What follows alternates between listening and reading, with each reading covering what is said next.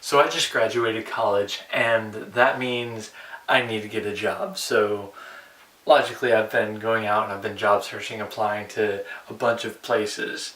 And the way a lot of employers and a lot of people in general look at how you did in college, the worth of your college has been, what was your GPA? How well did you do? Did you get a 4.0? Did you barely pass with the 2.0, or were you somewhere in between?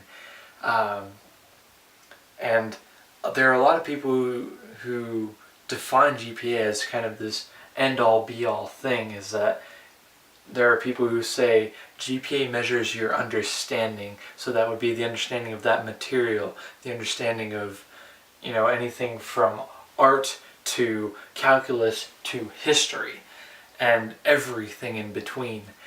And then there are people who say it's really measuring your understanding of what the professor wants and what they tell you and how to display that information.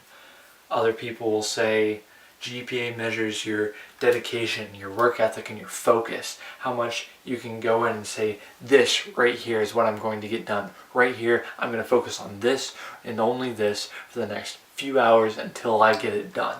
And that's focus. Now, other people will say that GPA measures how passionate you are about your subject, how well you can demonstrate your learning, how capable you are on what you're talking about, and what you have learned, what you have been lectured on from different professors. And can you come in and say, oh, that's really cool, let's think about this and that and new idea. Here's a fun thing. There is one major company who has gone in and said, GPA doesn't really measure that. And this is the same company that everyone who uses the internet goes through this company in order to get some sort of information. They go through these people to say, what can I learn? How can I learn this? What do I need to know about these different things here and there? That company is Google. This is a quote from Laszlo Bartok, the Senior Vice President of People Operations at Google, in an interview with the New York Times.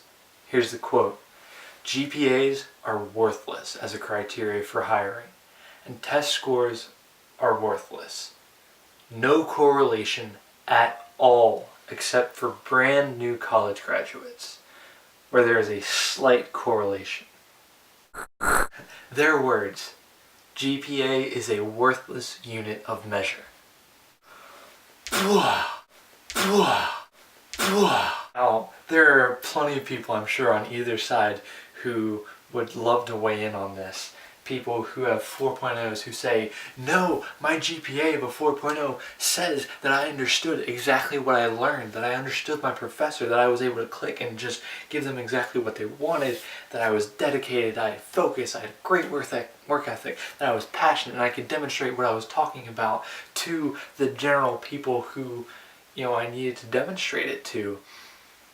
And then I'm sure that there are also people towards the 2.0 side who barely passed, or maybe people who didn't even pass and dropped out of college and said, you know what? Just because I can't give you exactly what you want doesn't mean I'm completely incapable. Doesn't mean that I don't know what I'm talking about in this area right here. It doesn't mean that I am incompetent. It doesn't mean that I am worthless. Just because I can't get those straight A's, that doesn't mean that I am worthless. No, not at all. And along that vein, I feel like there are probably some major people who might agree with that GPA doesn't necessarily measure how successful you can be or how great of a business person you can be. And I want to highlight 3 people in particular. Bill Gates dropped out of college. Granted, he knocked his SAT out of the park back when it was only out of 1600. He got a 1590 and he went to Harvard. but he never completed Harvard. Yet he is one of the wealthiest men in the world, one of the most successful people in the world, a brilliant businessman and a great philanthropist who he does so many different things to help people across the entire world. And then we have Steve Jobs, who's also in the computer and tech industry, who didn't finish college. He went and learned things, but he didn't finish college. He dropped out. And he left quite the legacy, as we can see with Apple. Another person, this person didn't even go to college, but he is also a very well-endowed business person as far as how he set himself up for success. And this is Bono, aka the lead singer of U2. And he actually partners with Bill Gates for a number of different things, namely philanthropies. But he never went to college, and yet he is very successful.